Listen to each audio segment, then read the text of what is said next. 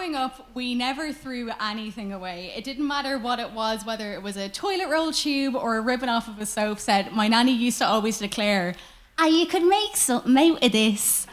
So there's a few things that you should know about her for the purposes of this story. So number one, she was incredibly creative.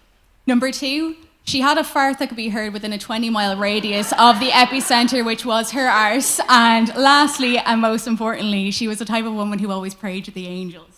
It didn't matter what life was thrown at you, so long as you asked the angels to look after you, they will.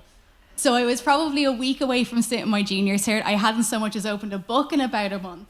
And I had recently begun to wearing my ridiculous side fringe to the right-hand side of my face because I had accidentally shaved off one of my eyebrows. So my nanny gave me this little silver medal in response to my crisis of confidence. It was embossed with a little angel on the front, and on the back it had the word strength. And for years and years, I bet myself up over this because really shortly after she gave it to me, I ended up losing it somewhere. But all of my summers growing up were spent in my nanny's house watching her sew. She was a seamstress. I used to sit directly opposite her really, really huge sewing machine like this because it was so loud. And I would watch her take like a ruined tablecloth or like an old pillowcase, and like you could nearly hear the cogs turning in her mind as she would like trim and pin and like transform what less creative people would have just cut up into dust and rags. She would have just like made like a new pencil case for me. Or I used to think I was real cool because she used to make me these really cool handbags that were like made out of patchwork, really long strips of fabric. And so we just would sit like that for hours and hours on end. But of course, because she couldn't take anything seriously for too long, she would every so often just stop the sewing machine real suddenly and go, "Do you hear that?" And I go, "What, Nanny?" And she would shake the room with the most powerful and thunderous fart you've ever heard in your life. And so Christmas 2018, she made this set of curtains like she did always. And she put them up on the window, and we kind of knew straight away that something wasn't right because they were lopsided.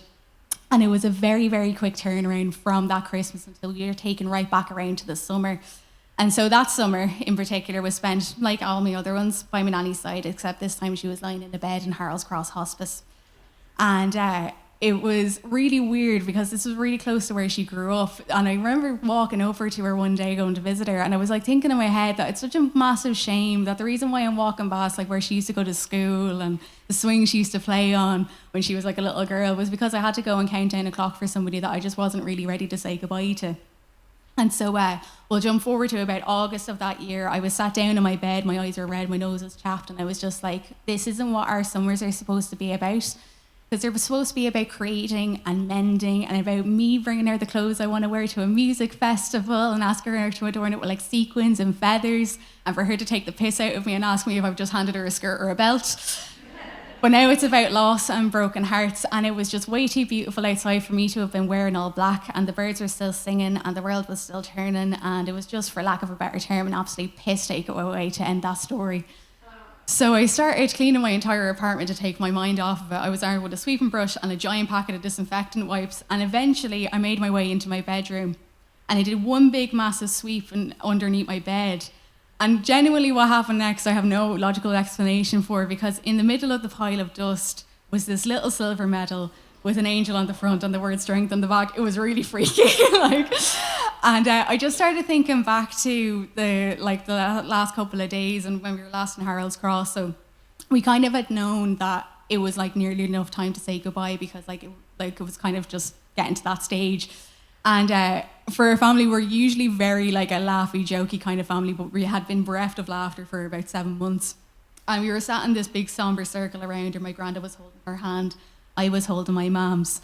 And for some reason, my uncles decided to turn the conversation to, of all things, Andre the Giant and how many toilet seats he had broken in his lifetime. And so for like this really weird moment, we all kind of forgot where we were and what was happening. And we were literally chatting shite for about 10 minutes with big smiles on our faces until eventually the conversation was over and the room fell silent and it was all over. And I genuinely don't think that she would have had that moment any other way. See, her family, her arguably most brilliant and strongest creation, were all gathered in a big circle around her, talking about the same things we would have done sitting at the kitchen table, laughing and living and proving to her that we were going to be okay. And as I held this token of her that I once thought was lost to time, I know it's so terribly cliched, I just realised in that moment that Like, everything's a symbol for her. She's not found in any knitting she left unfinished. She's not the words I forgot to say. Her legacy is in the spirit that she instilled in everything she made. See, she taught me to see the potential in the discarded and to find strength in adversity, her creativity, her resilience, and her belief that there isn't a funnier joke in this world than a loud and proud fart all live within me. And as I held that medal in my hand, rubbing that word strength again and again, I felt this longing to carry that legacy forward, to craft meaning and beauty out of whatever life handed to me. And I thought to myself, I can make something out of this.